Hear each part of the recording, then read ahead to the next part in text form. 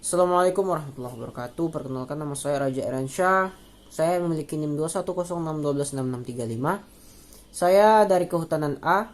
Di sini saya akan mencoba menjawab pertanyaan atau soal-soal UTS Pendidikan Pancasila. Pertanyaan nomor 1. Bagaimana cara kita mengaplikasikan nilai-nilai Pancasila dalam kehidupan bermasyarakat bernegara dengan baik dan benar? Menurut saya, salah satu cara kita untuk mengaplikasikan nilai-nilai kehidupan bermasyarakat itu adalah saling toleransi antar sesama masyarakat, baik toleransi terhadap pendapat maupun toleransi terhadap agama. Karena menurut saya, agama atau unsur-unsur agama di Indonesia sering menjadi pemicu terjadinya perpecahan, karena agama sering dibuat sara oleh beberapa oknum provokator yang menyebabkan terjadinya perpecahan. Oleh karena itu, kita sebagai warga negara yang baik mengamalkan Pancasila dalam kehidupan bermasyarakat bernegara, kita harus saling menghormati, tidak boleh memaksakan kehendak beribadah, harus menghormati antar sesama agama. Baik, saya akan menjawab pertanyaan kedua. Bagaimana cara kita untuk mempertahankan nilai-nilai Pancasila di zaman yang modern seperti ini? Satu hal yang saya tekankan jika nilai-nilai Pancasila tidak punah adalah dengan kesadaran diri masing-masing dan pembelajaran Pancasila di sekolah maupun di universitas tetap diadakan, jangan sampai ditiadakan. Karena pendidikan Pancasila atau pendidikan kewarganegaraan adalah pelajaran terpenting kedua menurut saya setelah pendidikan agama, karena di situ kita dibentuk akhlak, moral, dan cara menjadi warga negara yang baik dan cara mengamalkan Pancasila yang baik pula.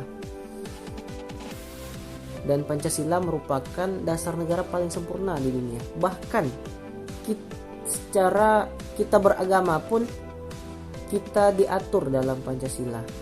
Sesempurna itulah Pancasila dan kita harus tetap mempertahankan nilai-nilai yang ada di dalamnya. Baik, pertanyaan ketiga, jelaskan Pancasila sebagai dasar negara. Pancasila sebagai dasar negara berarti Pancasila adalah sumber dari segala hukum atau induk dari segala hukum dan pedoman untuk kita hidup berbangsa dan bernegara. Pertanyaan keempat, jelaskan dan uraikan prinsip kedudukan Pancasila sebagai pandangan hidup.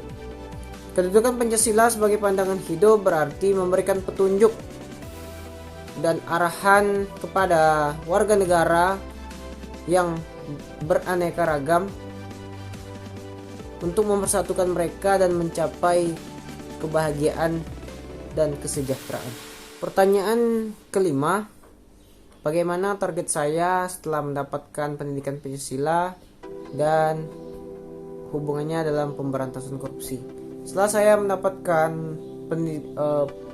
pendidikan Pancasila, ilmu dari pendidikan Pancasila, saya akan mencoba mengamalkannya di kehidupan baik di keluarga maupun di bermasyarakat.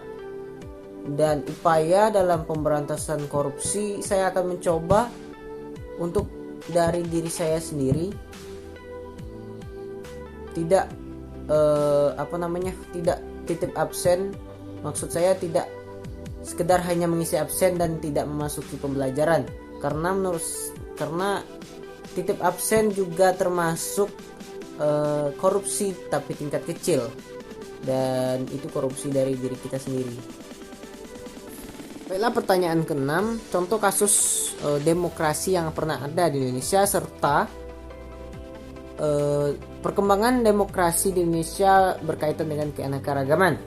Contoh kasus demokrasi yang ada di Indonesia itu pada tahun 98, di mana para mahasiswa saat itu menuntut Pak Soeharto untuk turun dari jabatannya dikarenakan demokrasi saat itu tidak stabil dan inflasi terjadi terus-menerus yang menyebabkan rupiah jatuh atau anjlok, dan masalah mahasiswa Trisakti yang tertembak oleh para aparat kepolisian, dan masalah tentang demokrasi dalam keanekaragaman menurut saya masih cukup terjadi timpang tindih. Contoh yang saya amati atau yang sama-sama kita tahu, pemimpin Indonesia itu tidak pernah dari luar Jawa. Ini sungguh saya boleh bilang ini cukup aneh, dikarenakan mengapa harus hanya orang Jawa saja yang boleh memimpin negeri ini? Kenapa tidak boleh dari anak Sumatera, Kalimantan, Sulawesi, Papua untuk memimpin negara ini? Mungkin suatu saat kita sama-sama berharap ada satu kepala negara kita yang berasal dari luar Jawa. Terima kasih. Baiklah, itulah tadi jawaban saya dari soal-soal UTS yang telah diberikan oleh Bapak. Terima kasih atas kesempatannya.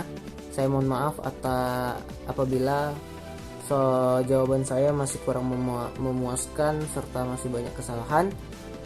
Mohon dimaafkan Pak. Terima kasih saya ucapkan. Saya akhiri, wabillahi taufiq wal hidayah. Wassalamualaikum warahmatullahi wabarakatuh.